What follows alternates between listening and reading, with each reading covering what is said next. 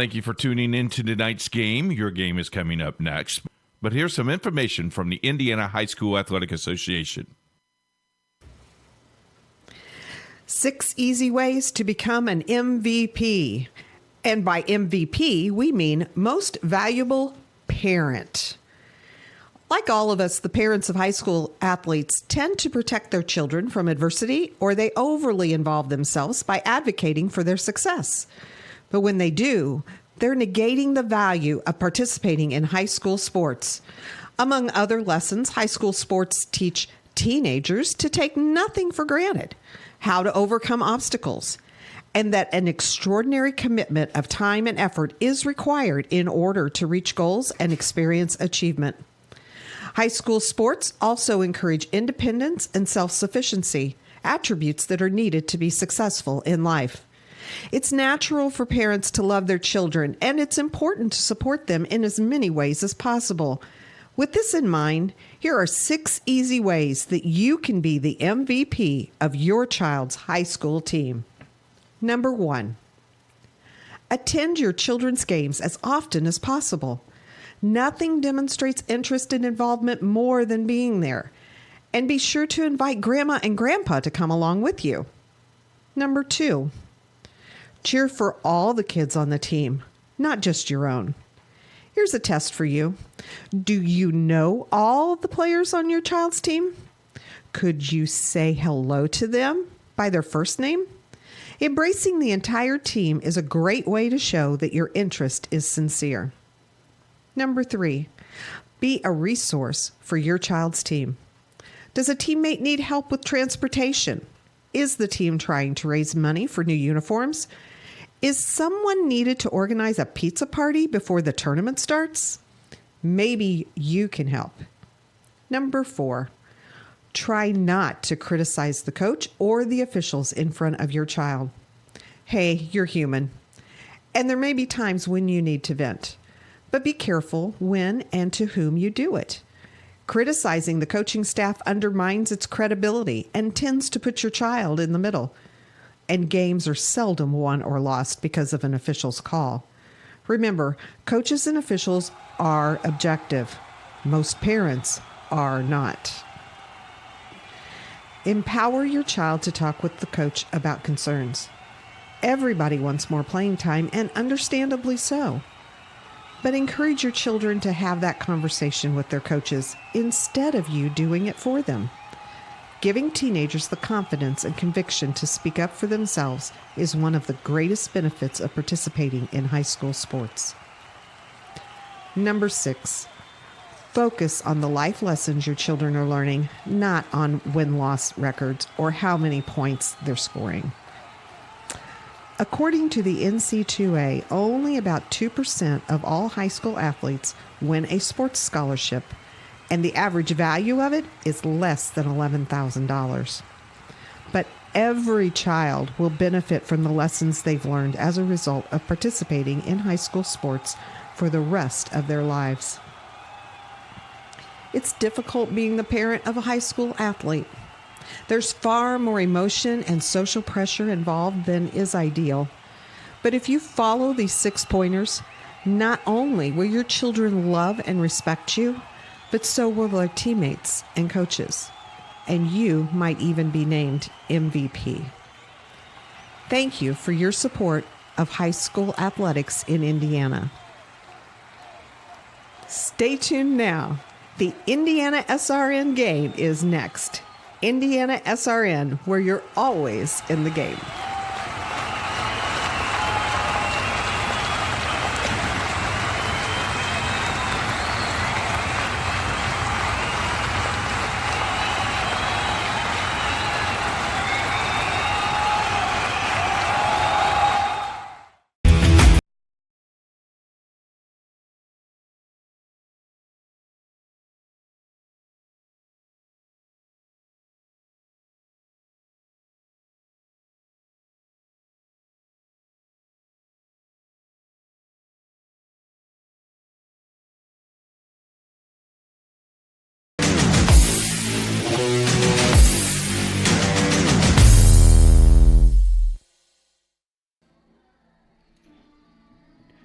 game number 3 of triple header coverage here on Indiana SRN and the IHSAA Champions Network, brought to you by Indiana Farm Bureau Insurance.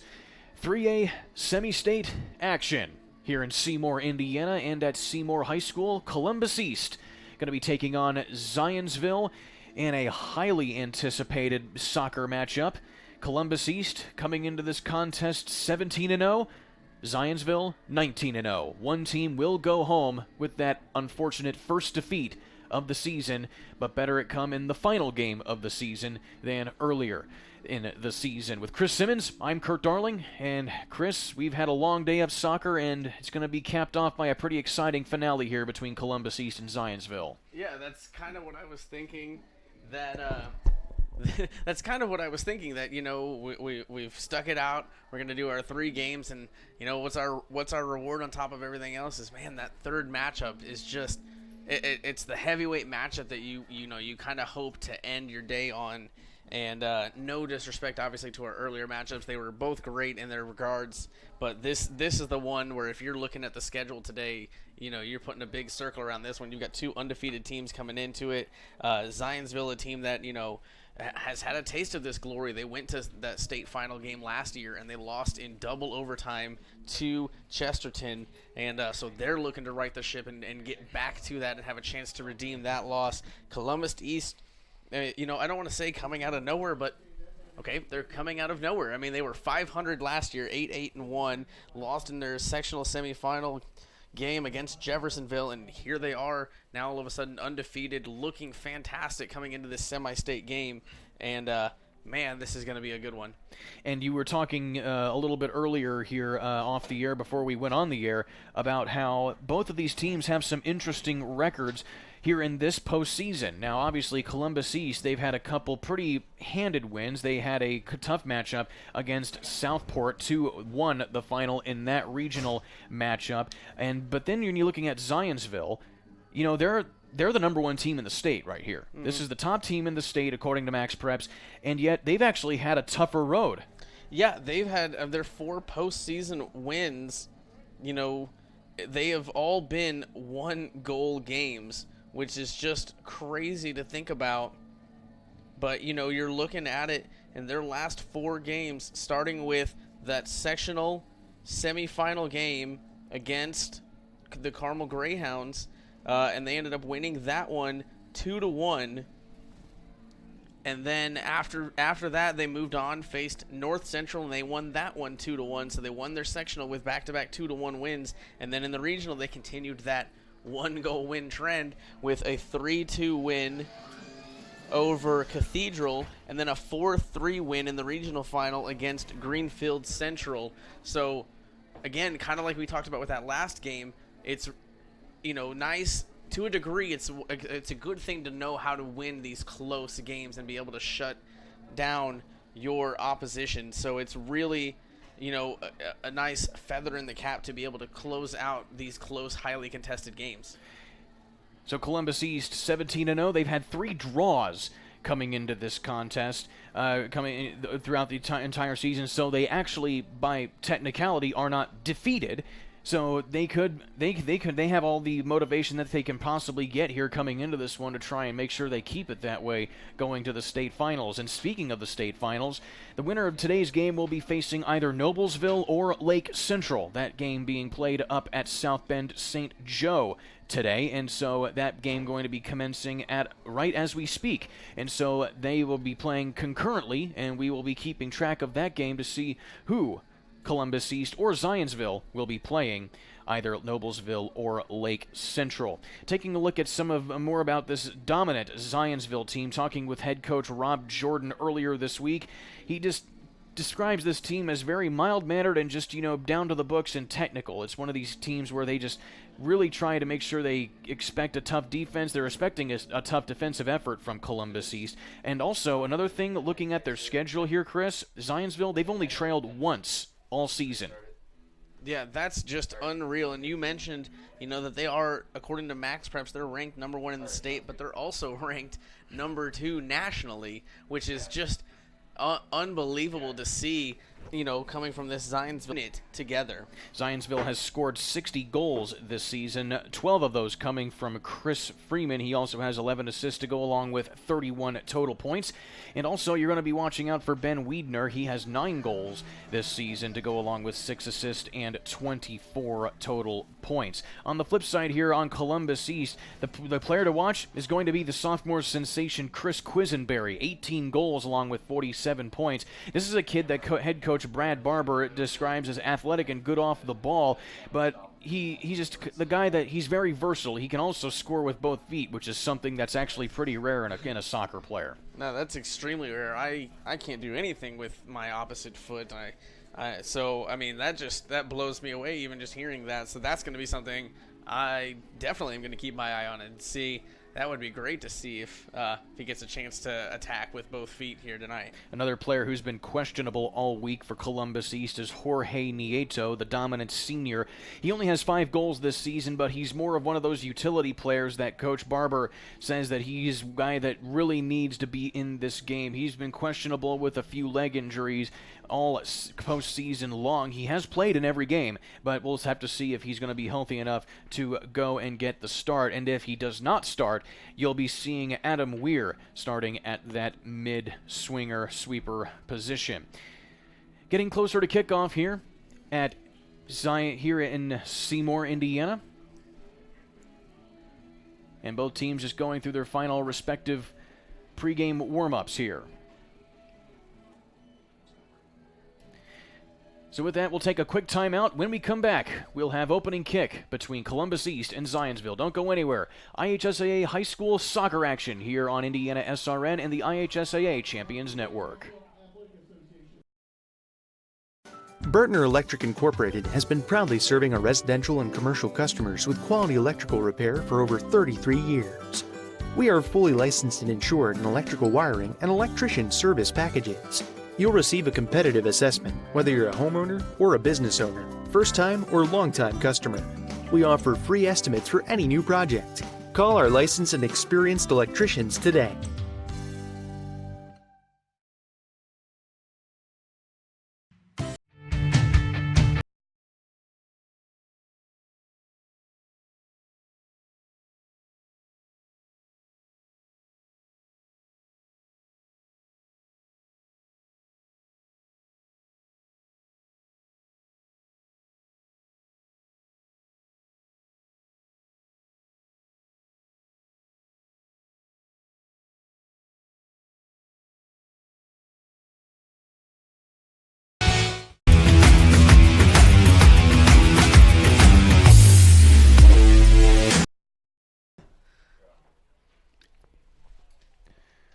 Starting lineup's going to be announced here momentarily here at Seymour High School for Class 3A Boys State or Semi-State Finals. The state final is going to be played in Carroll Stadium at IUPUI a week from today.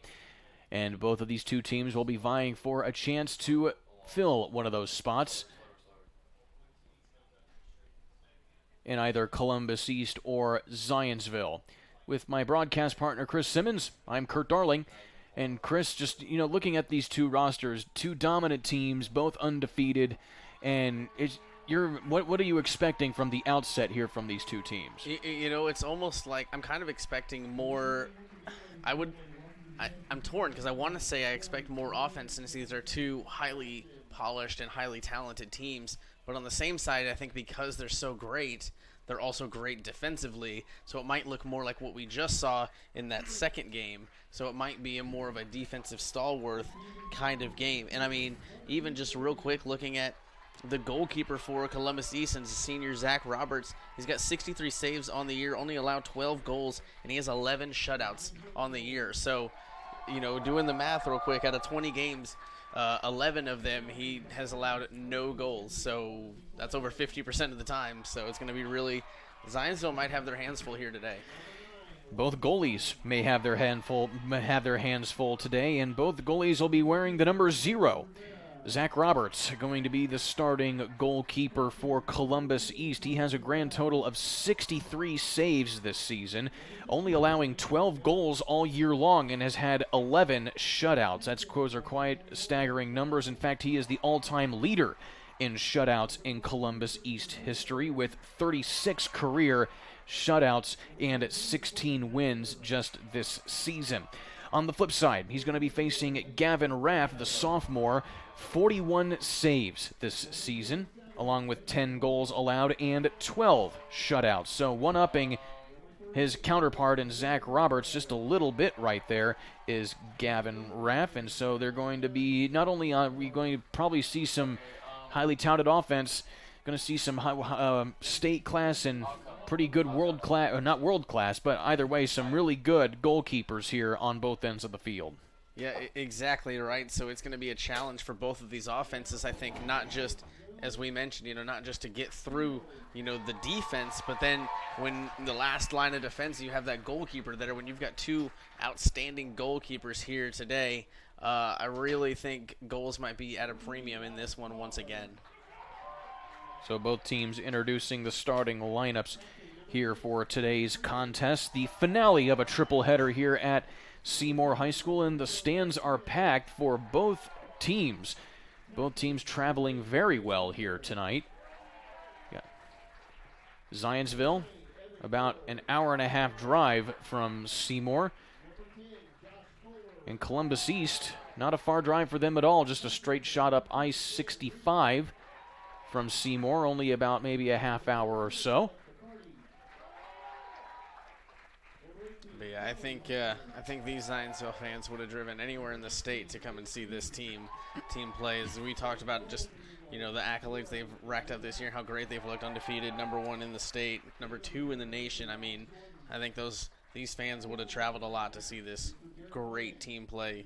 And the same for Columbus East, as you mentioned. I mean, I don't see an empty seat in these stands, and the weather is still not clear, and the weather is still, just kind of that dreary, slight rain, slight wind.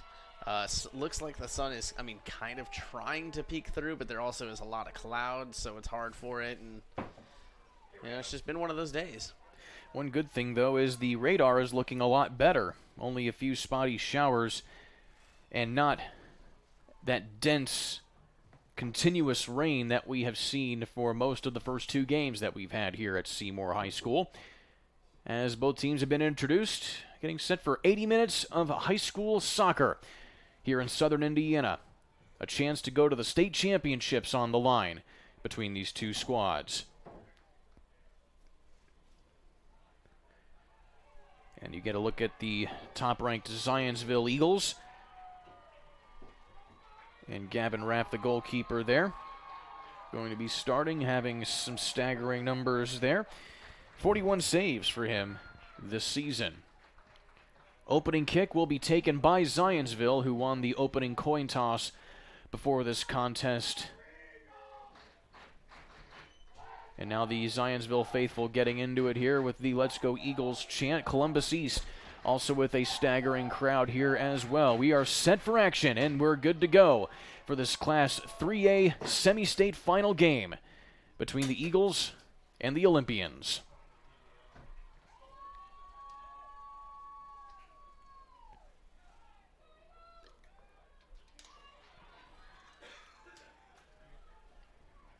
And right out of the gate, both teams getting their hands on the ball. And some quick, tense shots here taken by both teams at each other. As Gavin Raff will hold on to the ball and let the offense set up.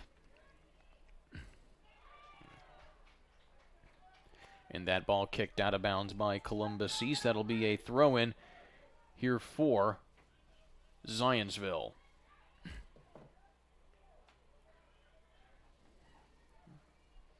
Columbus East playing a little footwork there, sending it out of bounds, and now Zionsville back again to throw it in. Going to be Cam Creason for the inbound, and again going out of bounds. So playing the sidelines a little bit here early in this contest. Which is, I mean, you know, what we saw most of these first 2 games as well.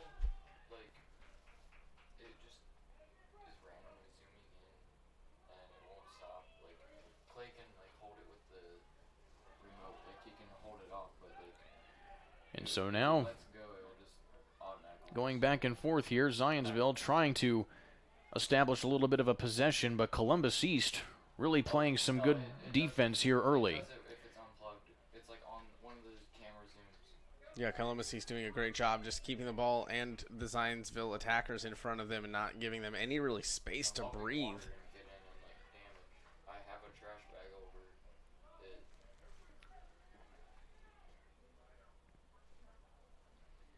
Yeah. It's been a long day. I'm ready for it to be over.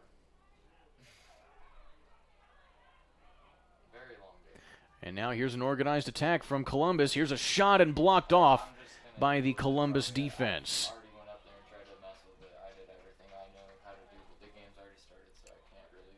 Yeah, that was almost like a fake set-up attack where the first attacker kind of looked like he was going to take the shot and then let it roll, and the other one came in. I didn't catch the numbers, but if that's what we're in for, that's going to be fun to watch. Good, and then turn it on like tomorrow afternoon and see what's happening. Crossing it in, and it goes over the backstop and out of play. Probably bounces off a couple parked cars over on the other side of the fence. I was going to say, I think your car's out there, but no, we're behind the press box this way. COL. And now we have a free kick because it was a foul. So an essential corner kick in the form of a free kick here for Zionsville.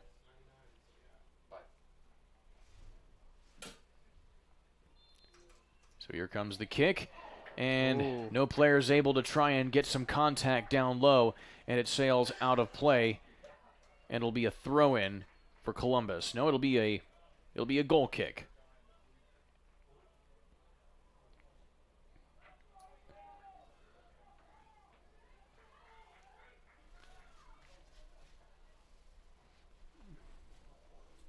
No, actually, it looks like it'll be a Zionsville throw-in.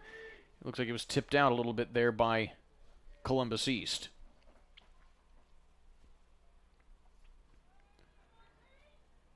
Headed up, contested, and cleared out there by the Olympians.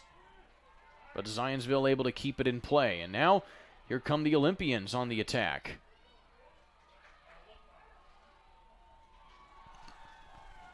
Getting it up in stride, looking for Eric Stiles, and Stiles cannot chase the ball down. Yeah, just a little too much heat, too much leg on that one as it just harmlessly rolls past everybody. Stiles, a senior, with 12 goals this season, and all district.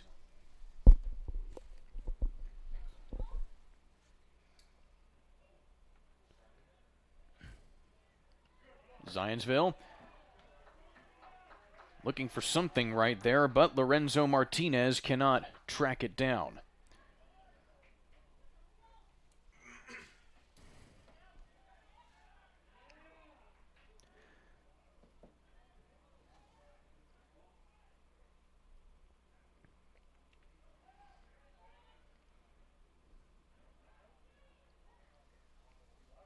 And some chippy play there, getting it down close to the goal, and it goes out of bounds, and looks like we may have a foul coming up.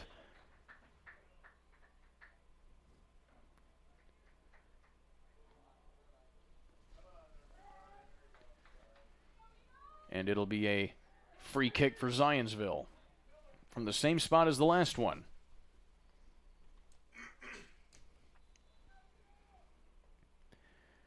Here comes the kick, and headed out by Columbus.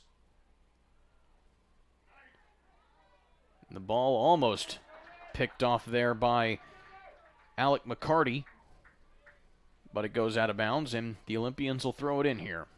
Yeah, but Columbus East has done a great job on those really close free kicks just outside of the box there. Both times able to keep it out of the box. The ball corralled by Gavin Raff.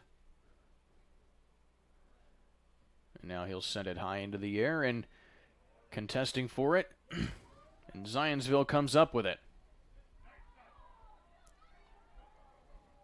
And keeping it in play was Josh Culler, but he could not get anybody in there with him.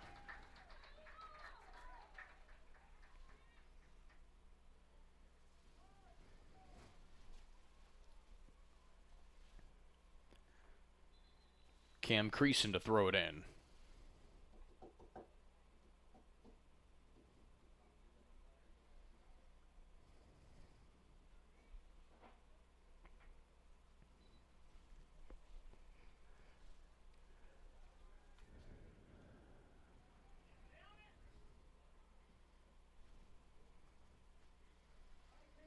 So not a whole lot happening here in this first 7.5 minutes of play. A couple of chippy drives inside by either team, but nothing really doing. Yeah, and it's been a majority of the game, I think, so far has been played on this end of the field on Zionsville's offensive side.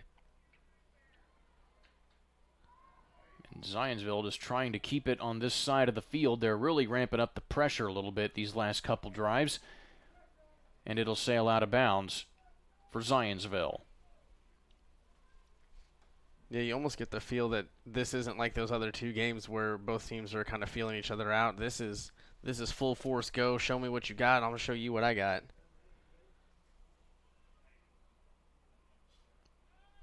Another Zionsville throw in.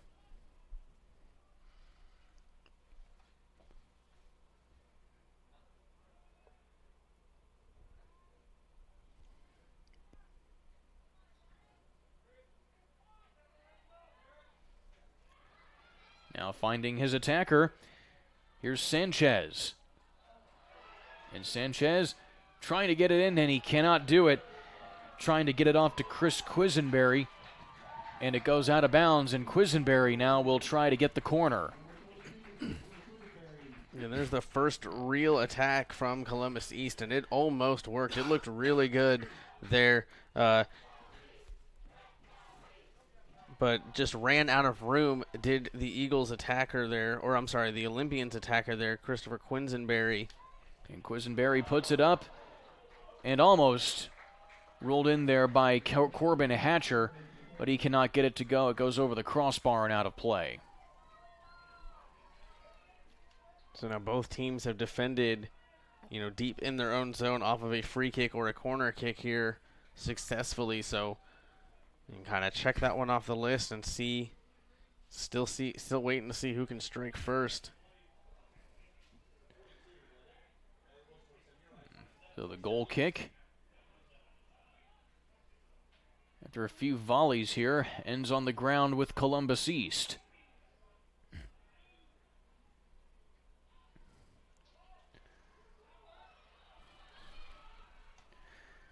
And defended well by the Eagles.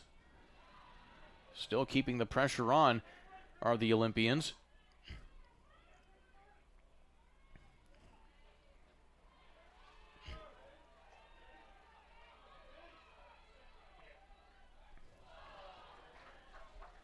And that pass from Romig just a little bit too strong for Erfmeyer. Yeah, right idea, just not the execution you're looking for there. And so it'll roll harmlessly out of bounds, rather.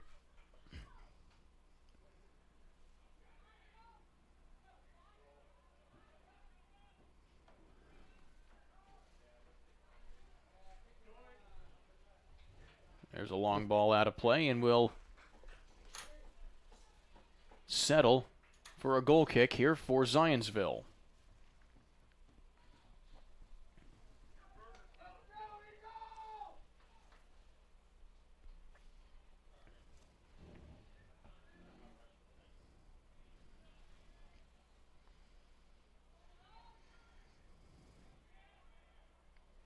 Long kick headed on there by Chris Freeman.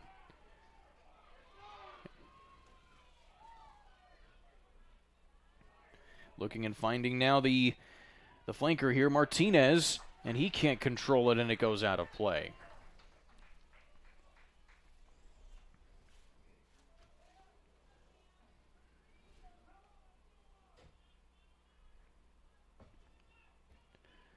So here's Zionsville for a throw-in. Going to be taken by Cam Creason.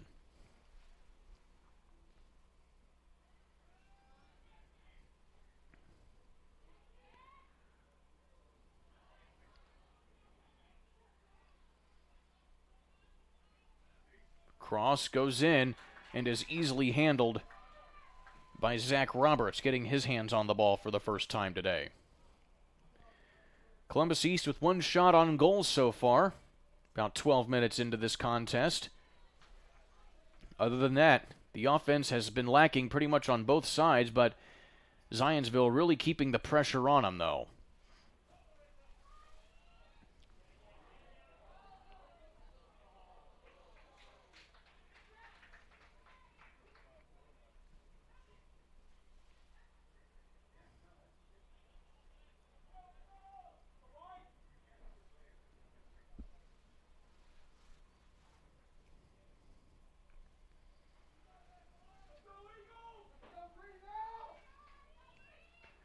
So another stoppage, a goal kick coming here from Roberts.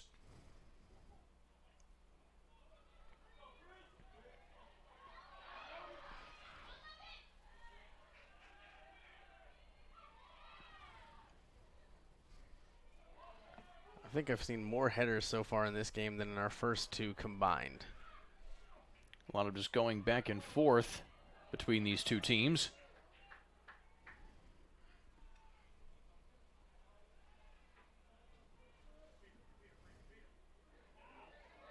There's a shot, and it's blocked out by Columbus. And it'll be a goal kick for the Olympians. That was a great defensive play by that Olympian. I didn't see who got in front of that one, but talk about putting your body on the line. He took a shot there. As that shot was timed up and really hard off the foot there. The goal kick coming in.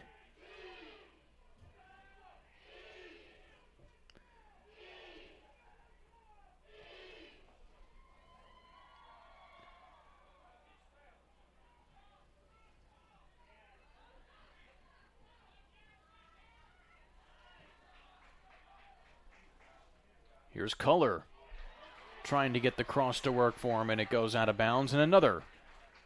This time it'll be a corner kick. It was tipped out by Columbus East. So here's an opportunity for Zionsville to capitalize on. Only one shot on goal by one team today. That's Columbus East. Zionsville has not yet gotten one on goal. The corner coming in. Shot and over the crossbar and out of play. So again, give Columbus East a lot of credit defensively, as they've had a couple of shots now that they've been backed up, and they've still stood strong and not let anything through.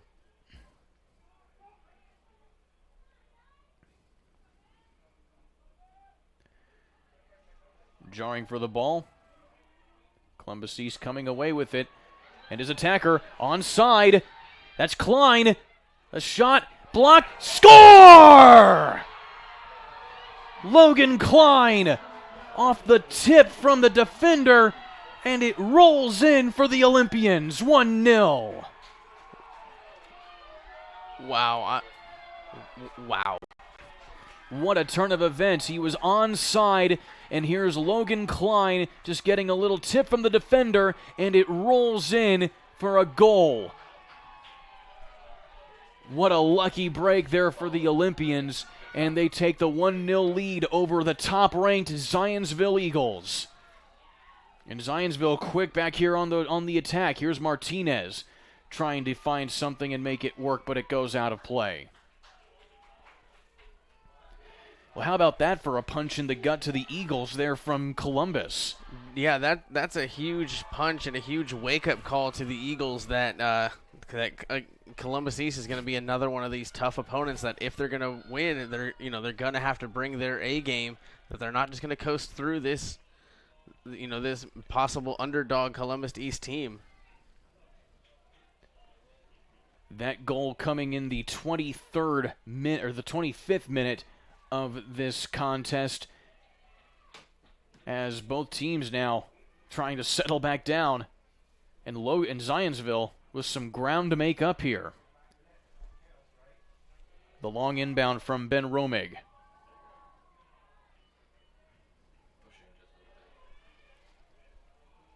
And that ball flies high, and it'll be handled by Zionsville. Trying to chip it out of their own zone here. And they finally catch a break and do. Big defensive stop right there. And now on the attack is Chris Freeman. Freeman gets jumbled up in the defense, but here's his teammate on the rebound, and he cannot get that there. Josh Culler sends it out of play. You got to look at Chris Freeman right there, and Freeman, interesting note about him, he's also a two-sport athlete. He is a kicker for the Zionsville Eagles varsity team, who will be playing next Friday night in the 6A sectional, opening round of the sectional.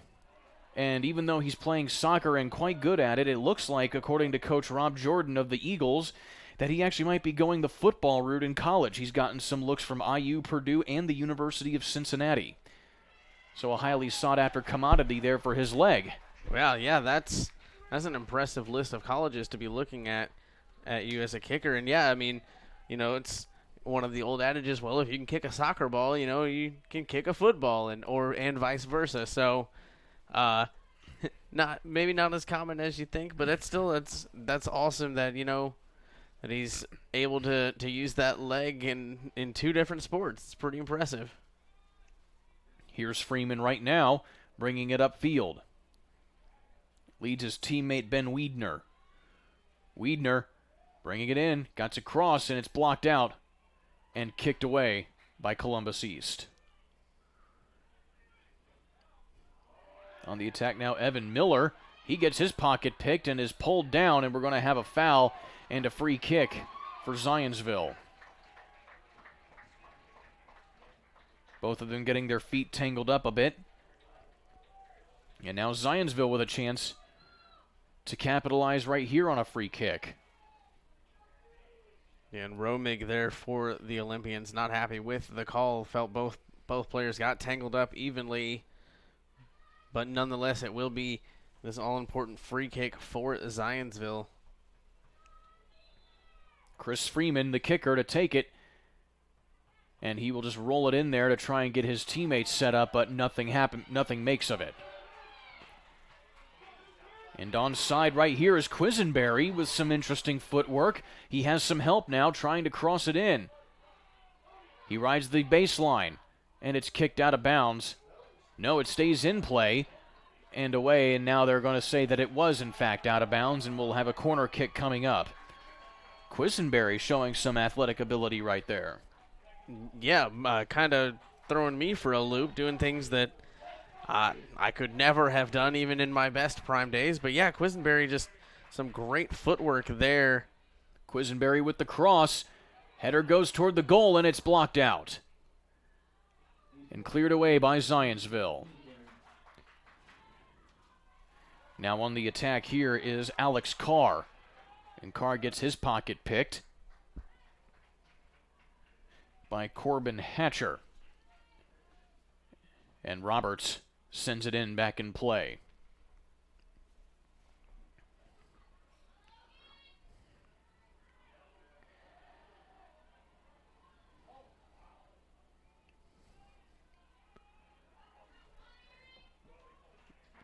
And Freeman trying to get an attack going there from the left side of the pitch, and nothing makes of that either. But it looks like it'll be a corner kick coming up.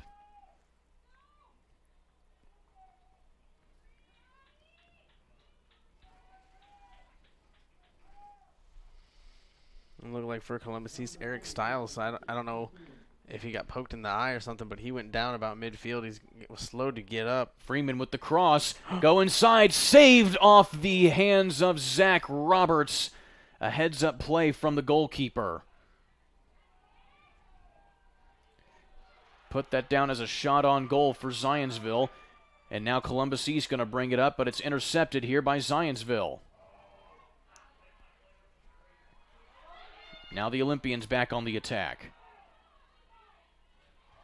Back and forth, and a foul going to be called right there on Logan Klein, the lone goal scorer for Columbus East so far in this contest. A free kick for Zionsville. Chris Freeman will take it.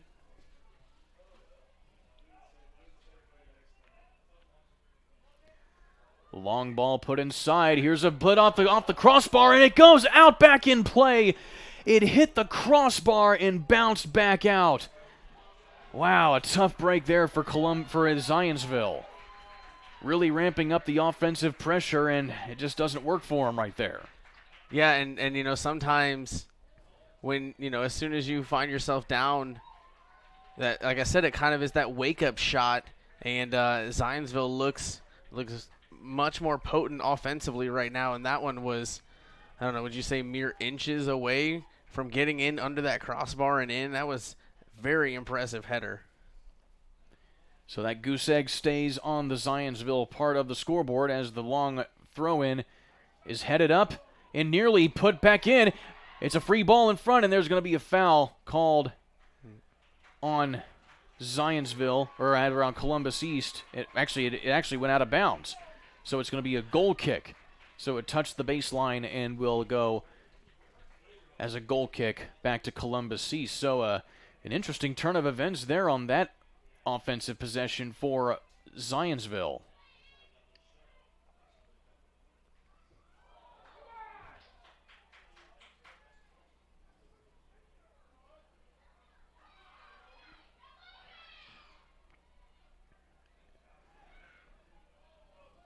Here comes Brad Wiedner.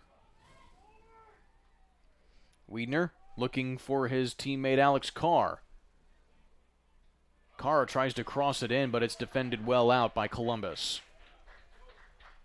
And Columbus East, again, has played, you know, give them all the credit. They've played great defensively in Zionsville's zone here, defending their net, but they have spent a lot of time down here, too. And you got to think sooner or later that wall is going to crack. There's a cross in from Freeman, and that does not go. And Columbus East has really not been able to get anything going on the offensive part here. Zionsville really ramping up the pressure. Here's a header going inside, and it's defended well by Columbus again. And Roberts getting a little chippy out there outside the penalty area with Chris Freeman. And Freeman wanted a handball. And remember, the goalkeeper can only touch the ball with his hands inside the penalty area. Once he gets out of there, he is a player on the field, and he cannot touch the ball with his hands. Yeah, and again, that's one of those bang, real close plays, and that call is going to upset half the people here in these stands, so you've got to take that out of it and just go with what you see, and it looks like that's what the official did, patting his chest, saying that Roberts used his chest once he got outside of that box. And looks like Ben Romig is going to be escorted off the field here, going to be shaken up on that last exchange away from the ball. Also some substitutions for Zionsville checking in. It's going to be Jackson Eiler, the junior. He had a goal against Greenfield Central off the bench in their previous game to bring them to these semi-state finals.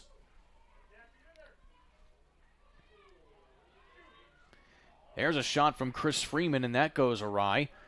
And it will just bounce out of play and will be a throw-in for Zionsville.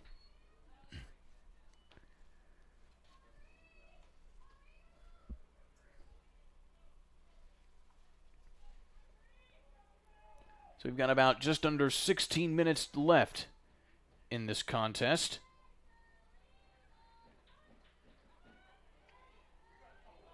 And there's a shot, and well handled by Zach Roberts. Yeah, Roberts did a great job there, not getting fooled really by that first header, and then waited on the second one and corralled that one easily.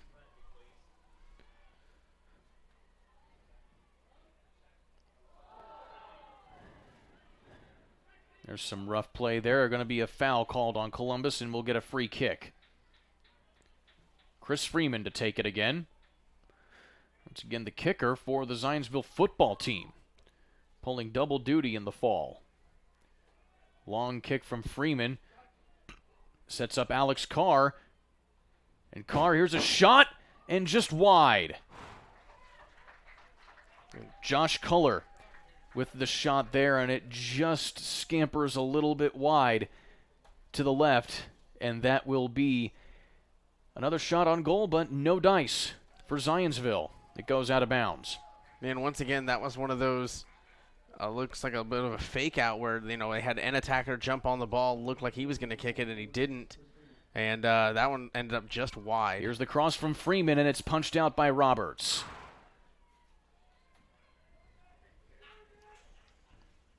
Freeman going to send that right back in again. He definitely has a leg on him.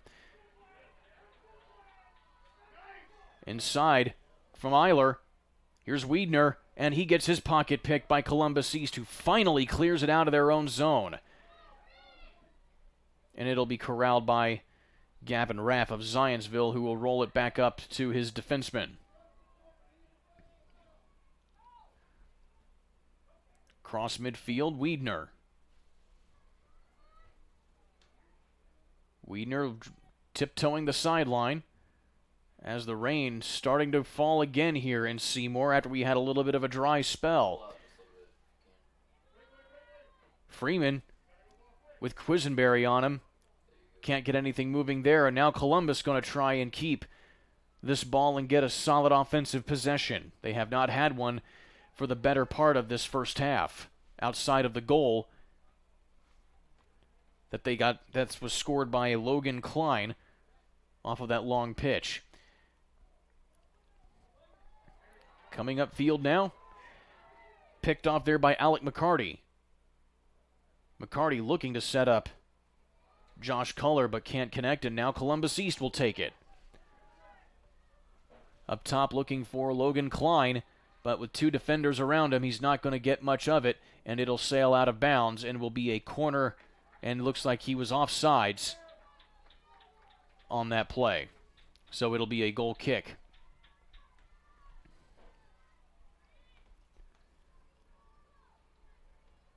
Yeah, the wind definitely picking up here as the goal kick was set down, and then it started to just roll away, and you see the flag really blowing now. The long kick into the wind, stalls in the air, just showing you how windy it really is out there right now. And we have a foul against Zionsville, a free kick for Columbus. Now here's an opportunity for Columbus to try and extend that lead. They've only had 2 shots on goal, one of which was successful.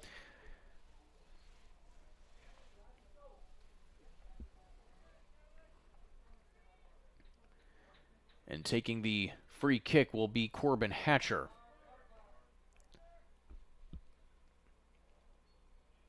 From about 30 yards out, Hatcher sending it in, and it goes wide. Yeah, that would have been big for Columbus East. Just just kind of trying to put some more pressure on this Zionsville team, because it seems like, I know the scoreboard doesn't show it, but Zionsville has really spent a majority of the time in their offensive zone trying to break through that Columbus East defense. And another goal, or even just some time on this side, would really put some pressure back on Zionsville. The wind and the rain really picking up now as we enter the last 11 minutes of this first half. The ball going out of play there, and it will stay on this side of the field. A corner coming up. Chris Freeman yet again to take it.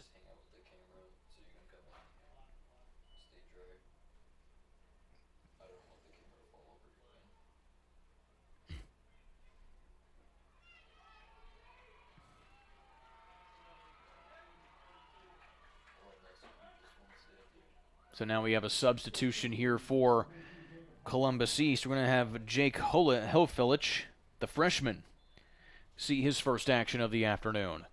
Here's a cross from Freeman. Header over the crossbar and out of play. Again, multiple times has Zionsville been able to, get that crosser into that box, but they just really can't get any kind of clean shot off on it. Another corner. This time, again, the header goes out of play. The defense really being stingy here for Columbus East, as Zionsville's really throwing the kitchen sink at them right now, and they just cannot connect on anything.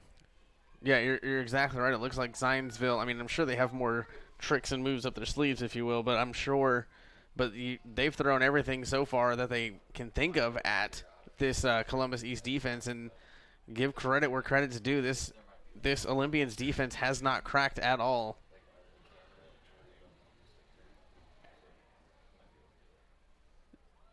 Wind and the rain really picking up now, so much so that a couple of these flag stands here on the field, they have to have some help so that they don't fall over.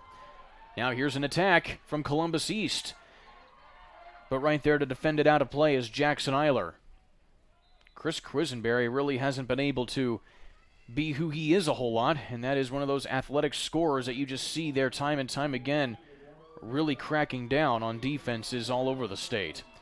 Yeah, and even the couple of times that we've seen him get the ball, he's made some good moves, but hasn't had an opportunity yet to really put his foot into it and get a good shot on goal. Well, all Columbus East wants to do right now is protect that 1-0 lead that they have off the Logan Klein goal earlier in the 25th minute. And the header out, and now Zionsville going to be taking it back across midfield. Columbus East defense being stingy here. We'll have a free kick coming back on this side of the field. A foul on the play. Perhaps a little too stingy defensively there. Here's Cam Creason to take the free kick. Sails in and headed over by Columbus East.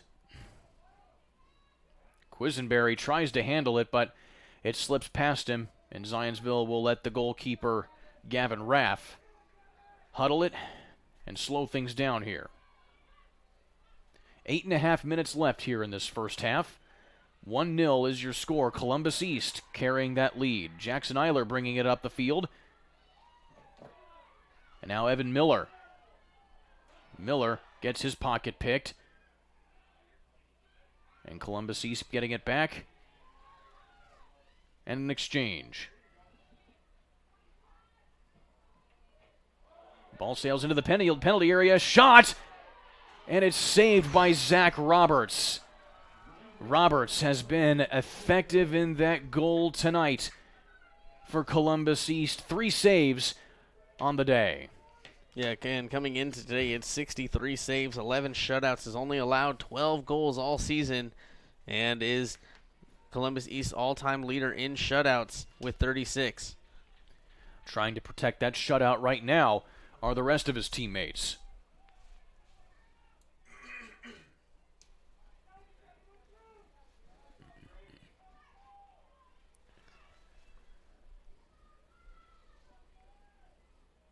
So a throw-in coming here from the Olympians. Long ball. And now here's Quisenberry with a chance. He's defended hard here by Charlie Wagner.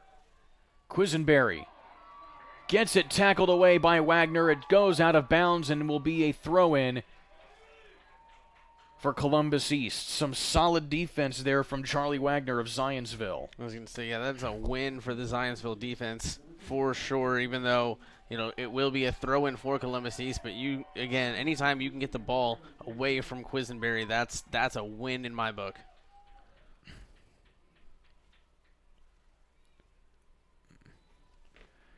So the throw-in coming here for Columbus East. The long throw headed towards the goal, but doesn't quite make it there and goes out of bounds. Will be a goal kick.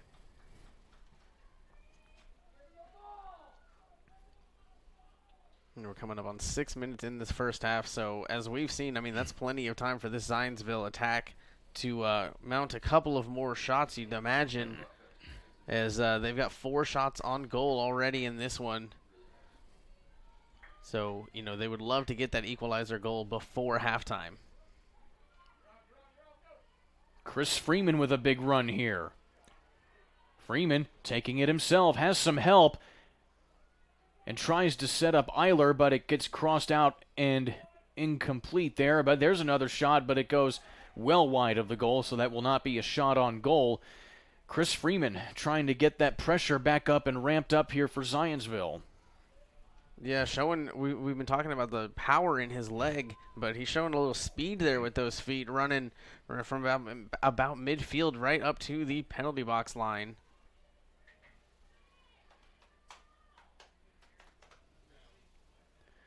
The long ball coming from Roberts.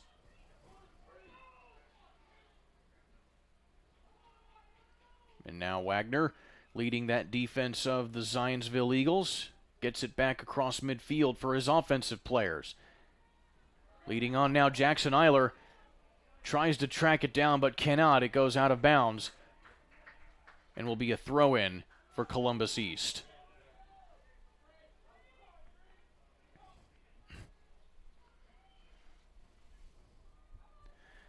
The throw-in intercepted by Zionsville.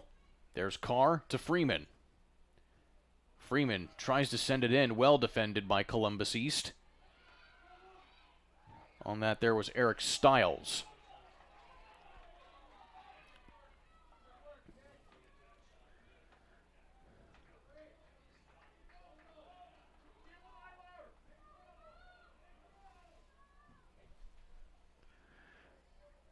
There's a long throw, and again, Zionsville's worked really well getting those balls off of those throw-ins from the Olympians. Here's Brad Wiedner. Wiedner with a long shot on goal, saved by Zach Roberts. Another big save. Yeah, and a lot of credit in this first half has to go to that senior goalkeeper for Columbus East, Zach Roberts, because really in almost all facets, I think it's been edge Zionsville, except scoreboard.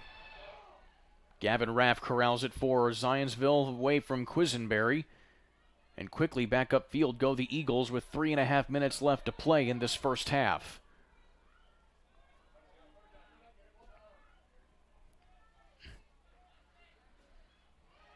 And touched out of bounds by Jackson Eiler right there. That is going to be a throw-in for Columbus.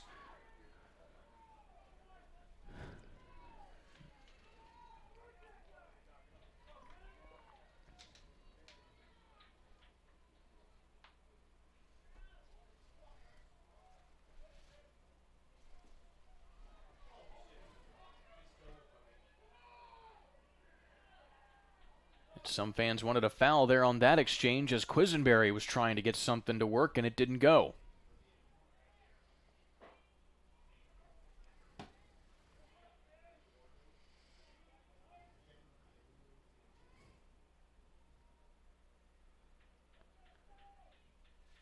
And so a couple substitutions here for Columbus East.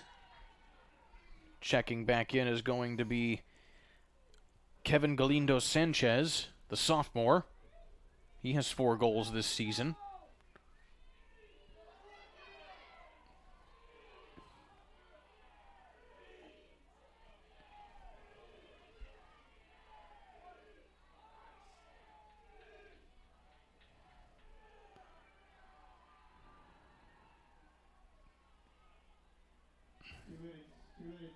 Two minutes to go here. Zionsville yet on another attack. Freeman sends it in. Looking for Eiler, and it doesn't go. Yeah, too much leg on that one and just a bit wide as well.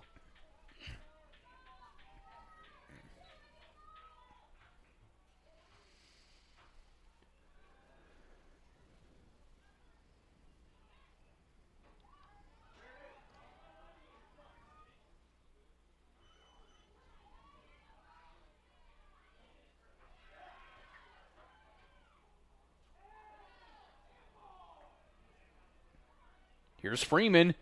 Has an opening shot. Score! Chris Freeman with the equalizer.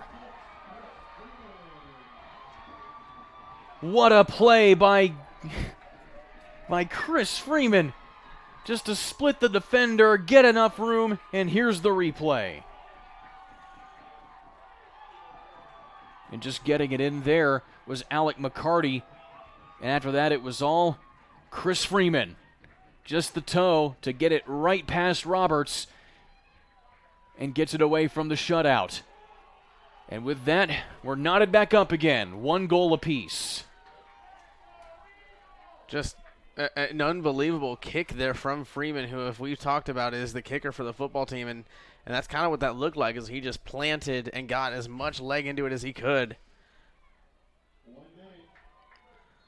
That goal coming with less than 2 minutes left in the first half, and now we have eclipsed the 1 minute mark. And no better time, really, to get that equalizing goal, as we talked about with when you got under 10 minutes, how great it would be for Zionsville's confidence in this game if they could get that equalizer before going into halftime. Sending it in now is Cam Creason. And Creason going to be giving it in now to Eiler. 22 seconds left. Here's another close one, and that one fielded easily there by Roberts. Yeah, that one, I'm not sure that was supposed to be a shot on goal, as it kind of had that bend to it, but it just got through the defender and then found its way right to Roberts. And with that, 2 goals scored in the first half, 1 goal apiece, as we have a 1-1 tie going into the second half. It should be another entertaining half of 3A boys semi-state action here from Seymour between Columbus East and Zionsville. We'll take a timeout for halftime, and we'll be back with you in 10 minutes right here on Indiana SRN and the IHSAA Champions Network, brought to you by Indiana Farm Bureau Insurance.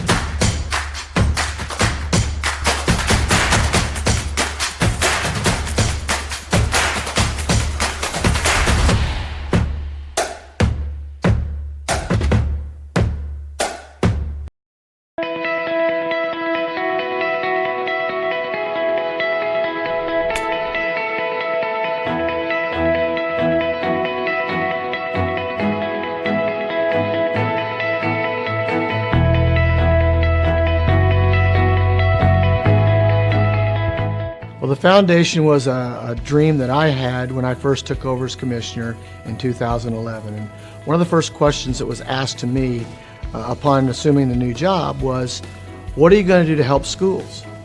And one of those was to try to help them financially. And so we've been working on this notion of trying to help schools financially, but at the same time, try to emphasize and accentuate the education side of athletics. And we like to call ourselves education-based athletics. Because of that, we're trying to fund programming that might not necessarily be funded by a member school, such as leadership training for student athletes, coaching education for our coaches, and those types of initiatives where we can expand our breadth and depth of what we're doing, and then try to help our member schools with the students that they serve. Well, I just joined the foundation in September. I'm thrilled for the opportunity to be part of this team and part of this program. I love high school athletics. It's been meaningful for me, my family, and my children, and I'm just thrilled for the opportunity to be part of the team. Well, I feel so excited about this opportunity because we can make a difference. And I feel like when you come into this job, for me personally, you get a chance to go make a difference in this area of the state, in all 3 of our districts, from state line to state line. I heard about the foundation from Bobby Cox, and he called me and said, would you be interested? Well, how do you say no to an organization that your father's been involved in? I've participated. I've given lectures to coaches on athletic training and participation. So I jumped at the opportunity to give something back to the IHSAA. Well, the foundation's set up currently to start to provide programs for schools around the state, specifically for student leadership opportunities. coach, administrator, principal, superintendent development opportunities for them as well. So some of our future plans would include raising money so we can provide scholarships for students and deserving students, also provide grants to some of the schools around the state that don't have the resources that a lot of the other bigger schools may have. Well, obviously sports is our world here at the Indianapolis Colts, and you can't work for a pro football team without being a huge proponent of sports in general. And the things that sports teaches young people, it mirrors life in a lot of ways. It teaches teamwork and goal setting and perseverance, discipline, and it also teaches you the rewards of hard work. And there's such a high an adrenaline rush when you've achieved or been victorious or performed well after months, if not years, of preparation and hard work. And that's just one of the reasons that we support the IHSAA Foundation. Yes, I think that quite clearly there are communities that have rallying, galvanizing impacts, and high school sports has always been that in the state of Indiana. But you also see that growing commitment around communities as they spend their evenings with their children as well as with the people that they know in their communities, and it really brings communities together. So I think that high school athletics has a significant role in positive development of our various communities around the state. You can't quite compete if you don't have the same equipment, you don't have the same resources, you don't have the same nutrition, you don't have the same sort of coaching, but you can elevate that by contributing to the IHSAA's foundation, which supports those initiatives. Every young person deserves the opportunity just the same to participate and to be a part of things. And so the opportunity the foundation has to increase the role of student athletes in their community, to strengthen the relationship and the role and the effectiveness and the leadership of their coaches, to learn to be leaders. Being a part of a team is a great leadership development experience. Women who are in board roles, women who are leading companies, guess what? One of the number one alignment items is leadership in played high school and probably college sports. That matters, and both of those are education-based. So it had an impact on me. I'm now a businesswoman. I also coach basketball, but having to juggle education and sports and perform both at a high level is really, really a lesson learned for life. Education-based athletics matters, the student and the athlete. We take that seriously. The student first, the athlete second. The field of play is an extension of the classroom where these kids are learning life lessons that they will take with them for the rest of their lives. Athletics is an extension of the classroom. And how it impacted me, I had to learn how to operate on a team. And then as I became a captain, then I had to learn how to coach and guide my colleagues. Guess what? That then happened at work. 10 and 20 and now 30 years later. You have to learn how to show up and be on time. The bus leaves. If you're not there, you can't go. Many times, the discipline and the feedback isn't maybe as harsh as it is in the classroom, and it's very quick and potentially harsh, but kind and loving and wanting to get better in sports and on the field. I think in high school athletics, you learn a lot about leadership. I was able to be a team captain for 3 years, and I learned so much that it's not just about the position, but it's about the influence that you're able to make towards a positive change with a mission greater than yourself. And that lesson for me has been able to apply to going to Notre Dame, being a team captain there, to going and playing 5 years professionally and a year in the NBA. And there's a difference in the resilience of the athletes that played high school athletics. And there's a difference in how they're able to bounce back the day after a tough loss, or they're able to bounce back after a coach corrects them on the thing that they need to do.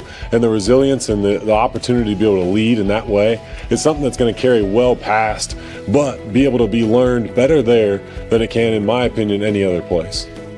Well, our patrons can all go to our website and they can get involved with donating to the foundation. We like to call that investing. We're investing in young people, investing in our schools. And then our schools will have an opportunity to solicit funds in the forms of grants from our foundation board, and we will entertain those grants on an annual basis and make awards based upon those requests that we receive. And we want that to be an ongoing and a growing opportunity for not only our patrons that support us at our contest in our communities, but also our member schools to identify things they feel that are important in their schools and their communities where they need additional funding and support, and that's something that the foundation can be a part of.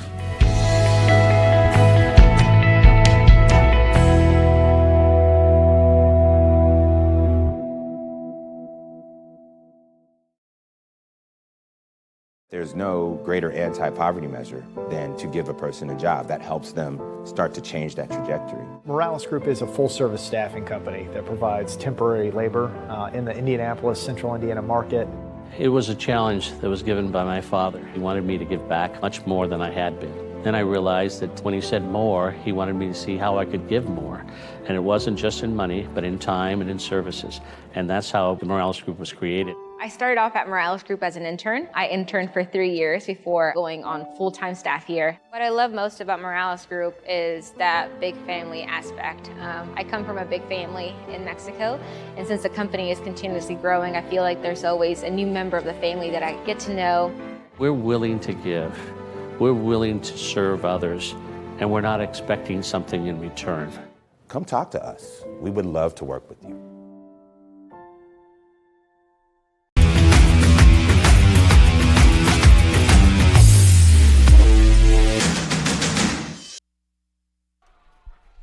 In for an entertaining second half here in Seymour for boys 3A semi-state finals between the Columbus East Olympians and the Zionsville Eagles. With my broadcast partner Chris Simmons, I'm Kurt Darling.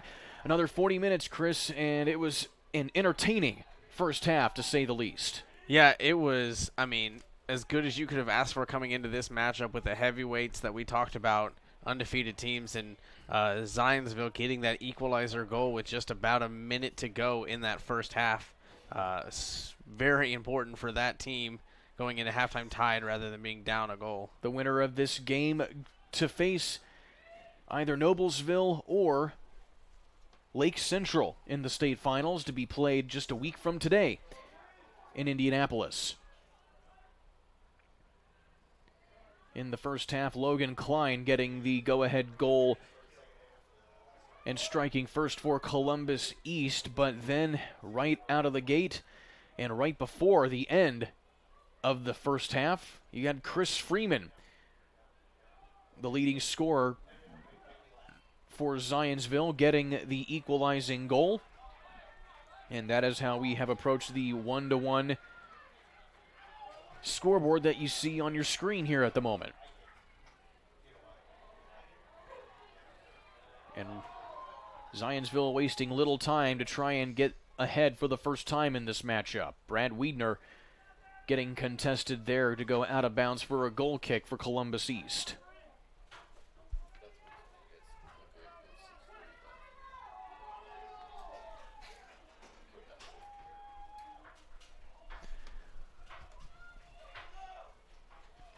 So here's the goal kick from Zach Roberts. And will be pressed on, looking for Quisenberry, is Columbus East. And he gets it. But then it's quickly battled back around to Zionsville.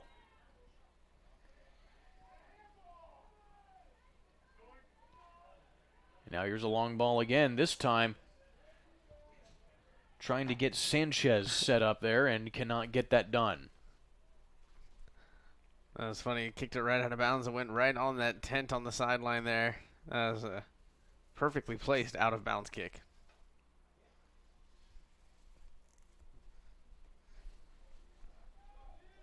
Just do your best, Blake.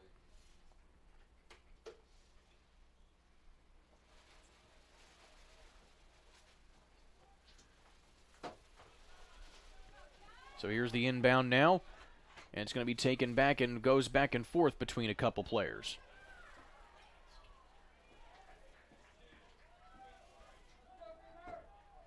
Wagner to inbound it.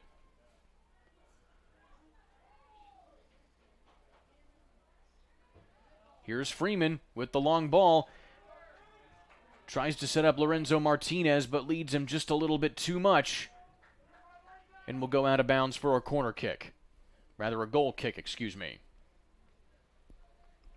Yeah, but again, we're seeing that fast Zionsville attack, coming here out of the second half. It was all on display that whole first half. We talked about it during halftime off air. Just it felt like Zionsville was constantly pushing the envelope, and it looks like they're going to continue to do that here in the second half. And now looking for Quisenberry is Columbus East, and they just cannot get him in the right spot or get the ball in the right spot for him to do what he does best.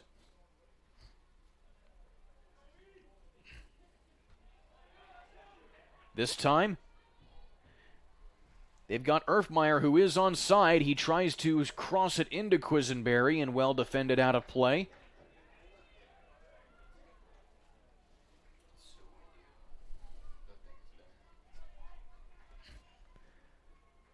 The wind staying strong here on this one, as that American flag blowing completely sideways, ponchos blowing in the stands. It is a windy one out there. And the wind will carry this ball pretty far here as it's headed onward for Zionsville. Sent back across, though, by Eric Stiles.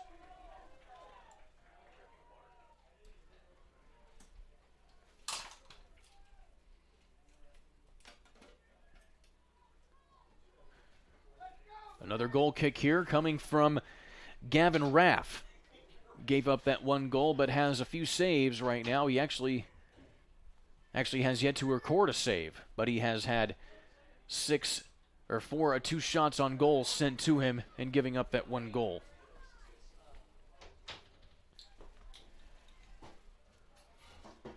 Yeah, and he can thank this Zionsville attack for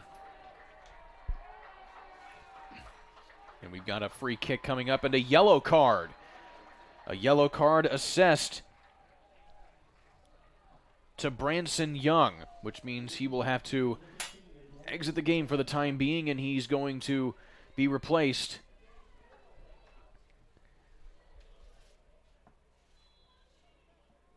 Looks like by Eduardo Rivera.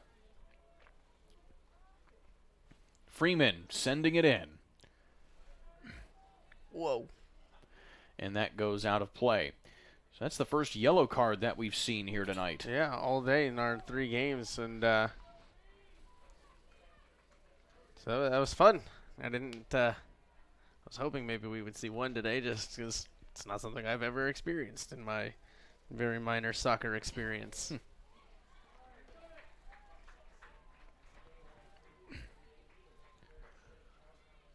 And so, on the failed attempt there, Roberts to kick it away for Columbus East. And now here's Quisenberry, finally able to get possession of it, but gets his pocket picked by Alec McCarty. And now Wagner to track it down for Zionsville. He'll let it roll out and let his goalkeeper handle sending it downfield. Yeah, and as you mentioned, that was really the first time we saw Quisenberry kind of get under control and run, but he was still wrapped up by about 3 or 4 Eagle defenders there, making it just really hard for him to do what he wants to do offensively.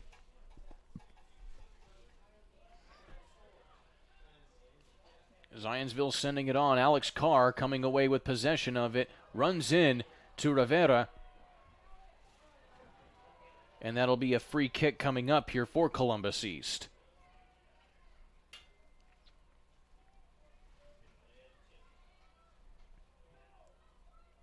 Taking the free kick is going to be Stiles, the senior.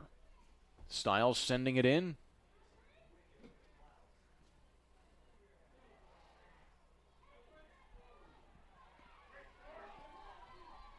And now back on the attack, Evan Miller loses the handle on it, now off to Wiedner.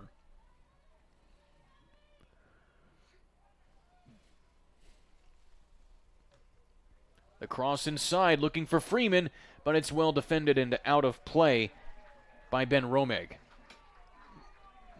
Yeah, outside of that one goal given up, Columbus East has really done well with those crossing balls coming into the box there. They're not really panicking on those, and they're defending them really well. Getting a little spot of blue sky here, but it's surrounded by lots of rain clouds, so not too optimistic that we'll see a dry rest of the way here, as now there's some battling in the penalty area, and Roberts gonna block it away. Still a loose ball, and now Freeman, he's gonna try and cross it in. He does so, but it gets blocked out of bounds and out of play.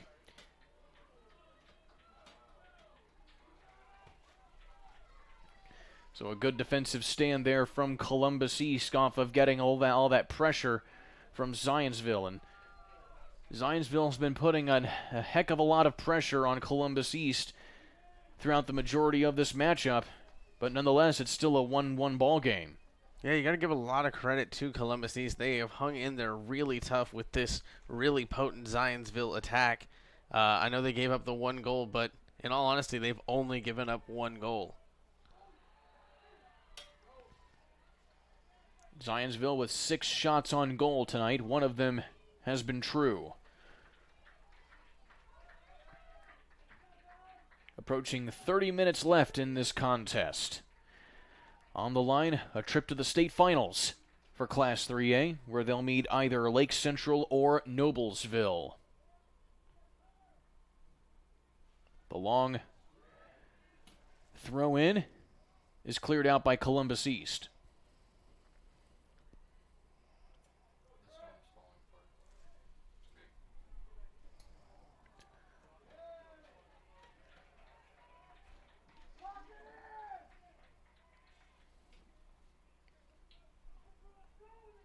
And now we have a throw-in coming here for Columbus East. Time ticking away. And now even more blue sky here. Looks like the storm might be breaking up here a little bit, Chris, and we might actually have a dry end to this contest. Well, you gotta love Indiana weather, huh? Especially in the fall. Zionsville defends it well, brings it back the other way. Lorenzo Martinez with it. Martinez tries to cross it in, looking for his attackers, can't get them around. And now there's another loose ball, and it's going to be tracked down by Columbus East. Wiedner, though, right there to contest it, and it will be a Zionsville throw-in. No, going to give it to Columbus East.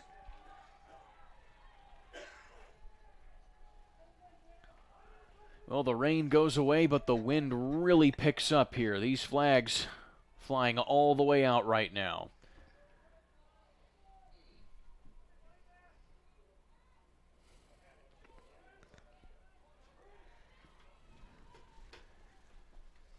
Sanchez trying to get the offense going for Columbus East. We've hardly seen any offense from Columbus East so far in the second half.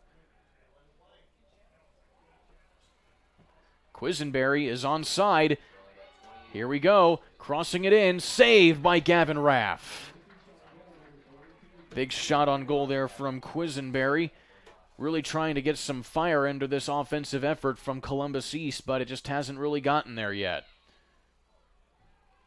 And now we have a free kick coming for Columbus East.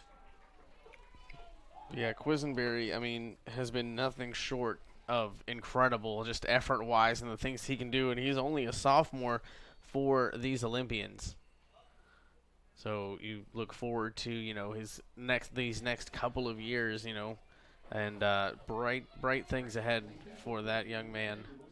Quisenberry, the one who scored both goals in their regional win over Southport, which was a come-from-behind win. They were down 1-0 in the first half and then came back and scored 2 quick goals, both of those coming from Quisenberry. A free kick sent in goes out of play for Columbus.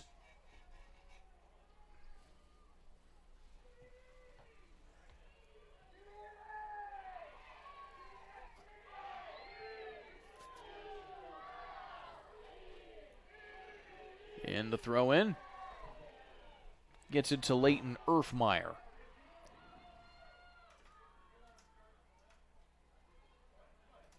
Spin move there by Eric Stiles, sends it in, but has nobody to receive it in the penalty area, and Zionsville easily clears it. Alex Carr. And now here we go. Quisenberry is offsides. Quisenberry just offsides when that ball was passed forward, and that will negate the offensive play there for Columbus East. The wind really picking up right now.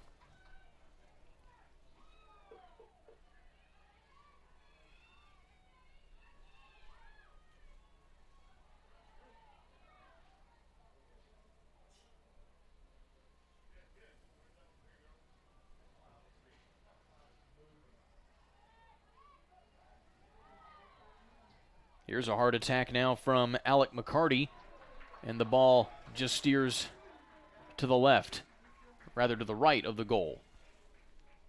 Yeah, but again, another strong, just offensive showing from these Zionsville Eagles. Speaking of the offense, here you go. Getting it in, trying to get a shot in there, can't get anything yet. And the defense able to corral itself and put some more pressure on as the ball will sail out of bounds off of that cross. Actually, it stays in play. The wind actually slowed that down something fierce, and now it finally goes out of play and will be Zionsville ball.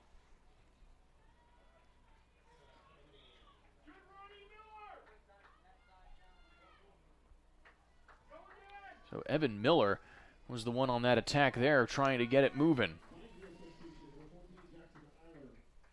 Yeah, but the more this game goes on, the more I am impressed with this Zionsville offense and at the same time this Columbus East defense, because as often as they've been in this zone, they have only scored one goal. Cleared out by Columbus, but right there to secure it is Miller. Playing in the penalty area, Zionsville trying to get something moving, but Zach Roberts able to get his hands on it and shut it down. Once again, come away empty goal-wise for Zionsville, but again, you're putting so much pressure on that defense that just like in the first half, you have to imagine eventually one of those will theoretically, find its way in.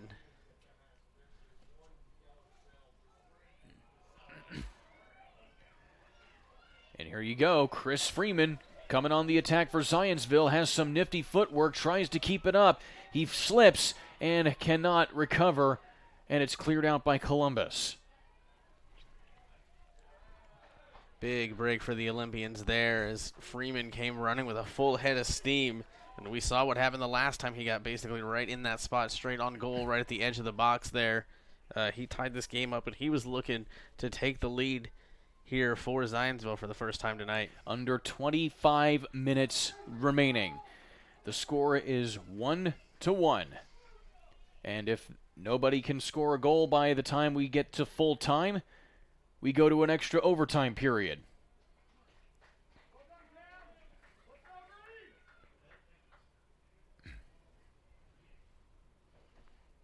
And so Roberts will clear it out.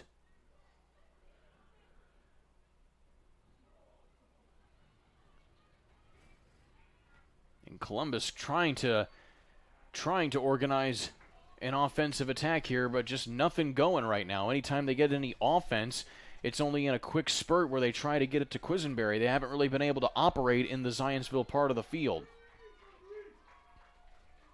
Yeah, and it's a lot of the speedy Eagles and their stifling, defensive efforts as well as their offensive prowess on this end. They've been great defensively, just nullifying those attacks as quickly as possible. The long free kick sent in and will go out of play, and is a goal kick coming up. That would be a corner kick for Zionsville. Chris Freeman will take it.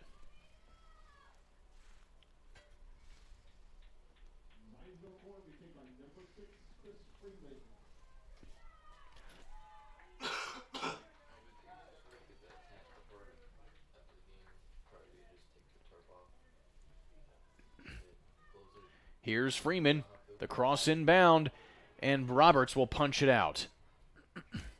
And headed onward and out of play.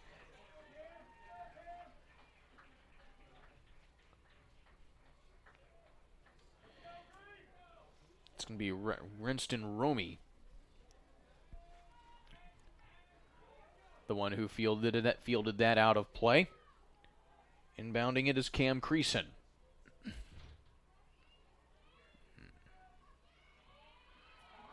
Ooh, an interesting play there by Creason, trying to keep the offense moving for Zionsville, but good defense being played there by Ben Romig. Still, Zionsville comes away with it, and it just goes wide to the right for Chris Freeman. Yeah, great effort on both sides there. Loved the little spin move to maintain control of the ball there, but, Columbus East also not fooled on that and stayed in good position and eventually cleared it away.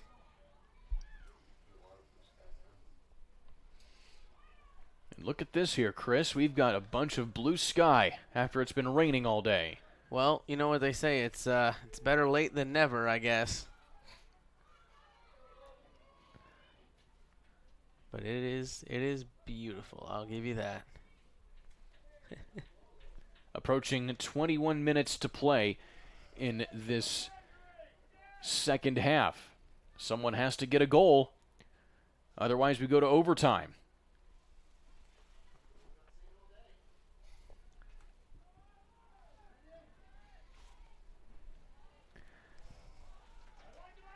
The ball sent in, and it'll be out of play, and a goal kick coming up for Zach Roberts of Columbus East.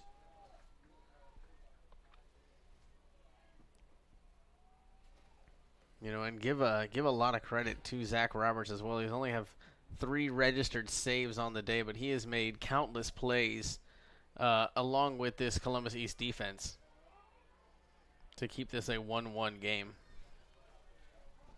Bringing it on now, Brad Wiedner, excuse me. And Wiedner crossing it in, a shot, and it goes a little bit wide from Freeman.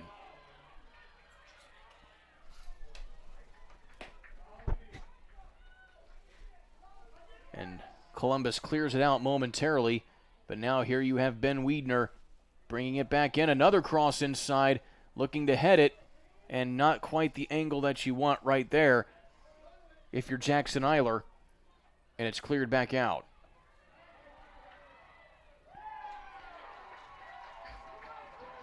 And now we have a foul coming up on Columbus East, so we'll have a free kick. It'll be a throw-in. Evan Miller looking on now. Here's Josh Culler with a shot right there to the corner, and it does not go in. A good save by Zach Roberts of Columbus East.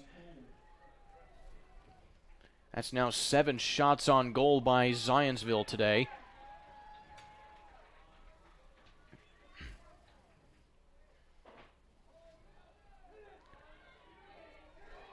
Evan Miller tries again and cannot get that to go. Yeah, that was one of Roberts' more impressive saves on that one, going down to the ground, going on a slide really to just keep that ball in front of him by any means necessary.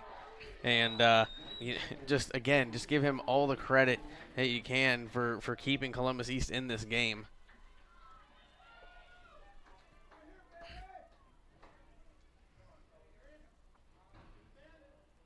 Here's a cross. And the lanky Alec McCarty, the junior, not quite able to have enough hops to get up there and get a head on it because he had a bead on that, and if he was able to get it, he could have headed that in for a go-ahead goal. Yeah, but just a bit high and maybe a bit mistimed on the jump as well leads to nobody touching it. I don't know. It's always fun to watch those corner kicks go from nobody touching it to one side of the goal to the other.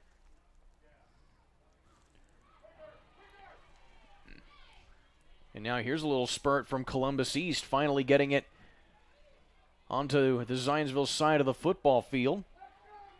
Eric Stiles can't connect and goes out of play. There's an interesting play going over to Ben Wiedner. And now Wiedner looking to cross it in. He does so, finds his man, but then it's cleared out by Columbus East. Chris Freeman, though, to pick it up and keep the possession moving.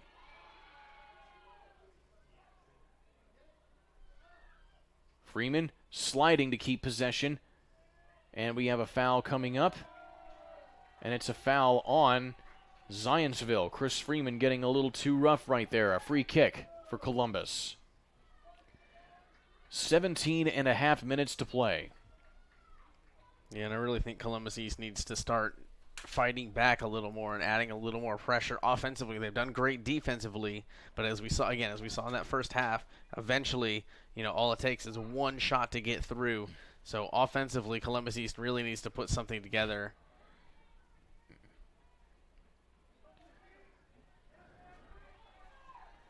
Wiedner has been the guy to bring it across for several possessions now. And he gets his pocket picked, and it will go out of play. And it'll be a Zionsville throw-in.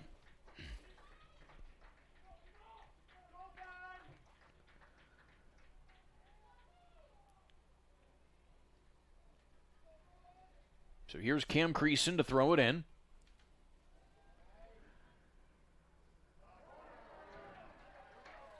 And that will be tipped out of play. And a corner coming up for Zionsville. Chris Freeman to take it yet again. Well, why would you not have him over in that corner? Theoretically, probably your most accurate kicker. And probably one of your strongest as well. The long cross, a little too much put on that one. And it sails way over the heads of his fellow teammates in the penalty area and out of bounds for a goal kick from Columbus East. I'll take the blame on that one. Broadcaster's curse even works here in soccer. Good to know. I will keep that in mind for these last 15 minutes. Long ball headed on by Columbus. The Olympians have just been not able to get any offense at all this half. They're finally getting it here. Here's Sanchez with an opportunity. Here's a shot to Quisenberry, and he cannot get a hand on that, or a foot on that, rather, but it's still taken in here by Columbus East. Columbus with a slight upper hand here, only momentarily, as Jackson Eiler will clear it back across midfield. And trying to run it down is Josh Culler of Zionsville, but nothing doing there. And another goal kick here for Zach Roberts. Yeah, it was the first real spurt of just offensive prowess from the Olympians here in this second half. And it was almost a great attempt there for Quisenberry.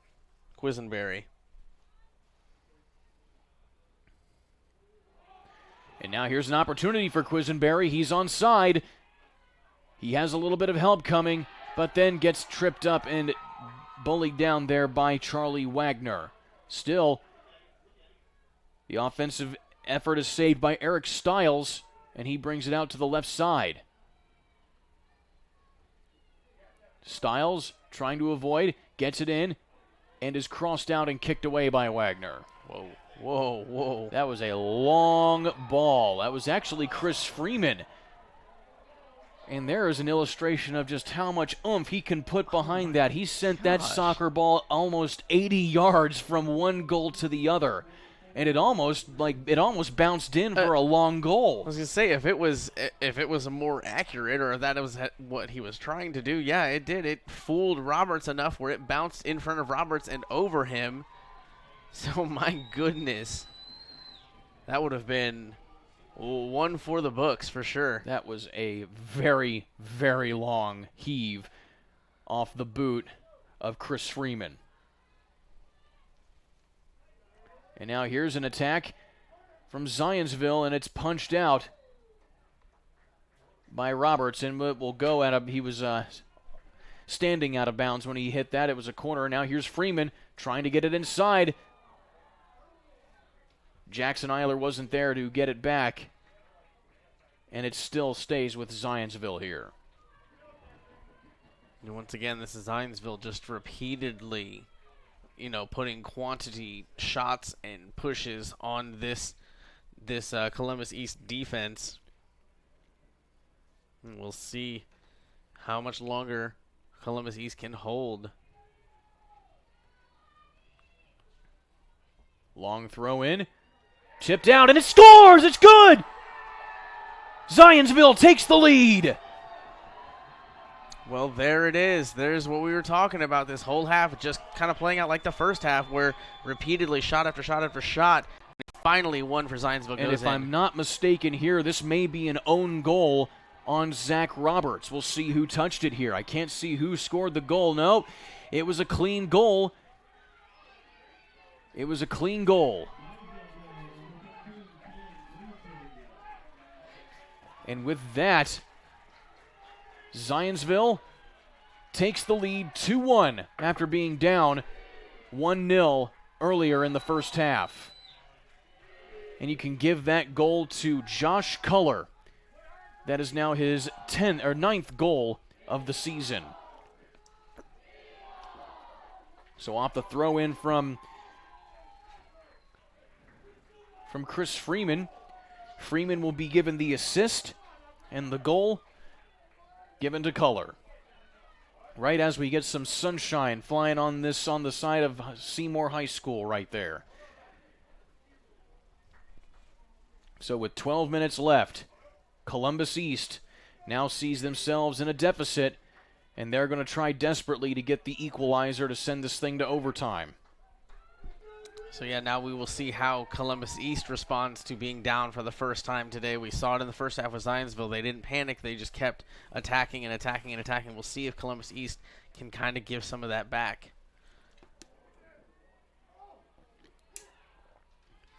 And Zionsville still keeping the pressure offensively on the Olympians. And out of bounds, a goal kick.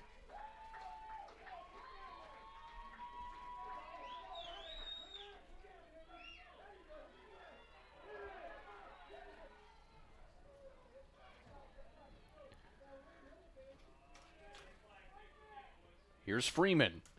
Finds Wiedner. Wiedner keeping possession and then gets it stolen away. And out of bounds. It'll be Zionsville ball. So Zionsville clearly not letting off the gas at all now that they've taken that lead. They are still pushing offensively on here, and why not? No reason not to. Obviously, there's still plenty of time for Columbus East to mount a comeback of their own. And with that, some subs coming in for Zionsville. Alex Backhouse will be seeing his first action of the afternoon, the junior, coming off the bench. As we have now less than 10.5 minutes.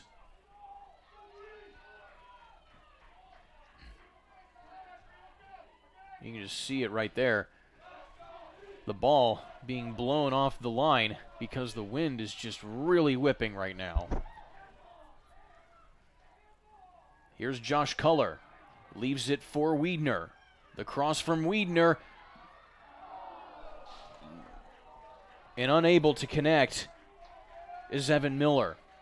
And that was a very good-looking offensive set. Yeah, Miller, that was set up perfectly, and Miller just a little off. And you know, especially when you're talking about those headers, that's all it takes is being off by just a bit to throw it a completely different direction than you intended. Freeman to send the cross. And again, a little too much oomph on that, but it's fielded back in. A shot off the head of Culler trying to get his second, and it goes over the crossbar and out of play. Still, a lot of juice put on that cross, but it was well recovered by Zionsville, and Culler almost got goal number 2 tonight. Yeah, it was amazing to go from a high cross to a header that, like a header to header, that almost went in.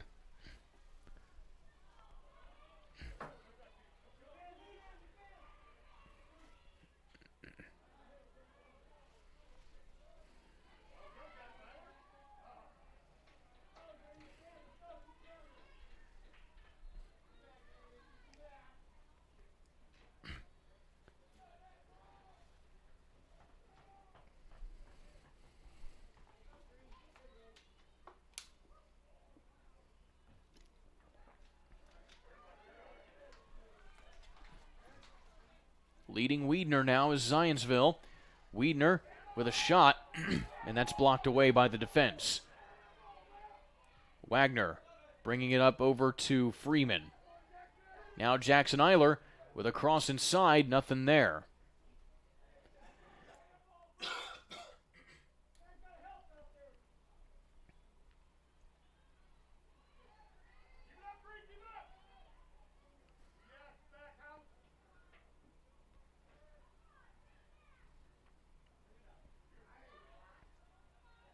Josh Culler now.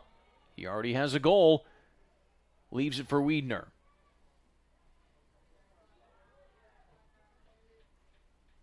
Wiedner tries to cross it, but well defended by Columbus East.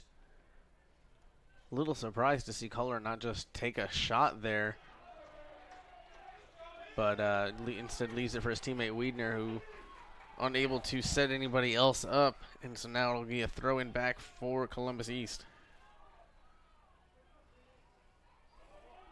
Handling it now is Erfmeyer, and he immediately gets his pocket picked, and Freeman sends it up high, and it heads out of bounds. And they're going to give it to Zionsville.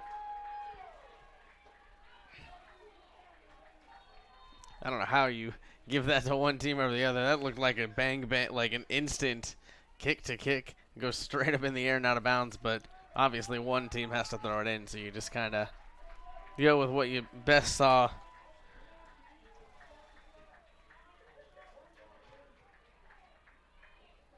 And now a substitution, Josh Culler going to be calling it a night.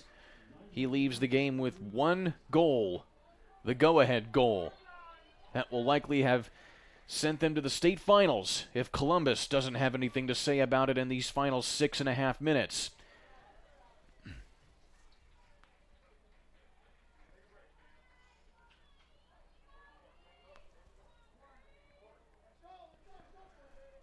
Yeah, but I like that Zionsville is still attacking, still acting almost like they're down a goal instead of up a goal. Keeping the offensive pressure on here as we now eclipse the 6-minute mark.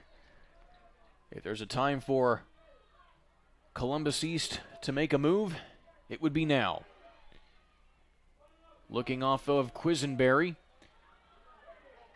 And Columbus, again, just foiled on any attempt to try and get some offense moving.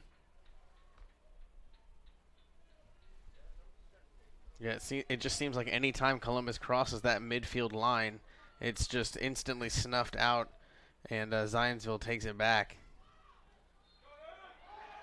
And a foul called. It's going to be called on Columbus East, and definitely some frustration here coming from the Olympians as we approach 5 minutes. A free kick coming for Zionsville. And Alex Carr slow to get up, but he does so.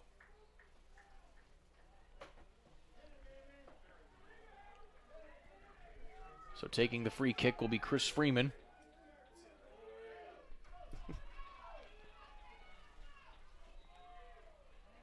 Freeman with the long darting kick and a big save by Zach Roberts.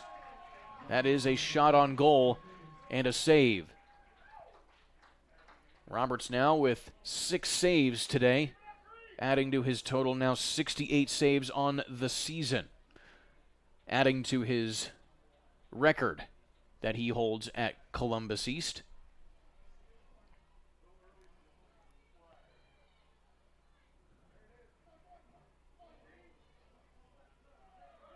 And now Columbus has a chance here, knocking it on. Quisenberry is onside.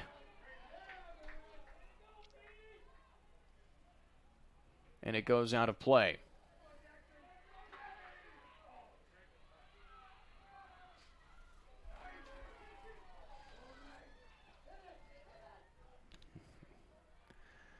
Carr looking to Eiler now, under 4 minutes.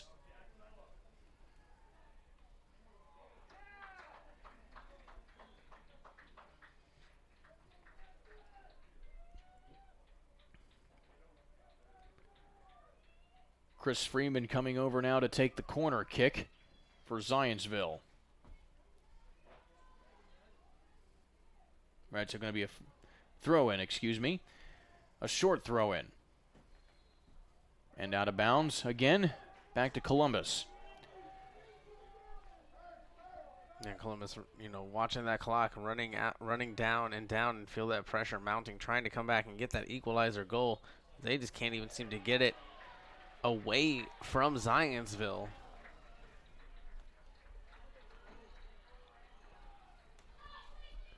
And now we have 3 minutes left.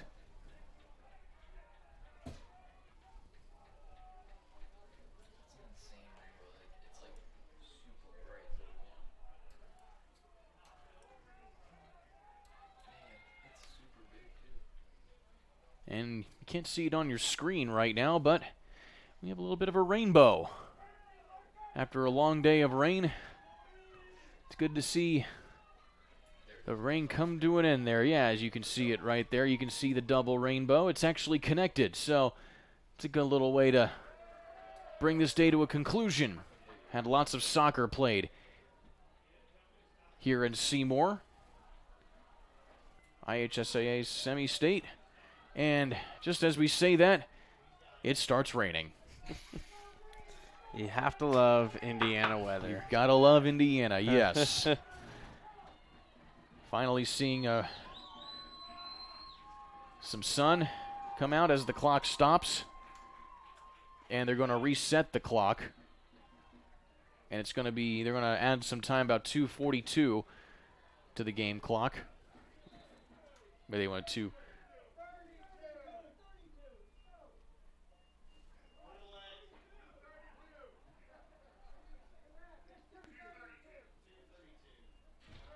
Yeah, they're going to make it make the clock 2:32 here. They're working on it.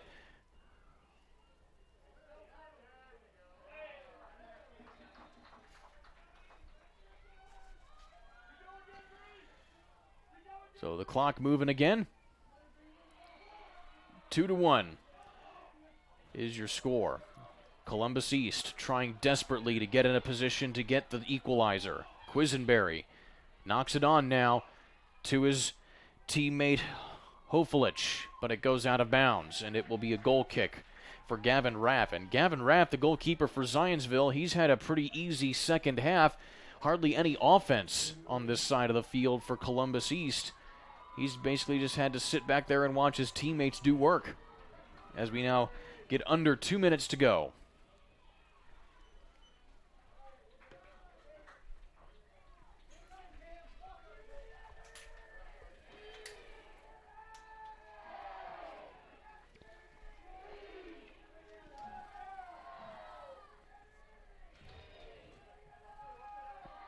They're just 90 seconds now separating, if Zionsville holds on, separating them from a ticket back to Carroll Stadium. But here's a good long kick that's snuffed out instantly by Zionsville. Wow.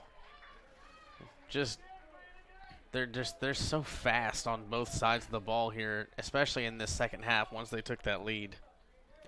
Zionsville showing why they are the #1 team in the state and #2 nationally. 1 minute to go. 1 minute is all that separates Zionsville from a trip to the state finals, where they will meet either Noblesville or Lake Central.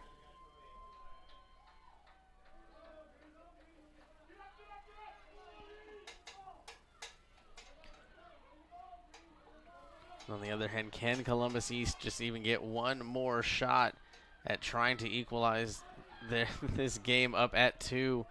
Here's we get down to 30 seconds left in this one. 30 seconds to go, and Zionsville just going to try and run out this clock as it's kicked away by Zach Roberts, who comes way out of goal for Columbus East.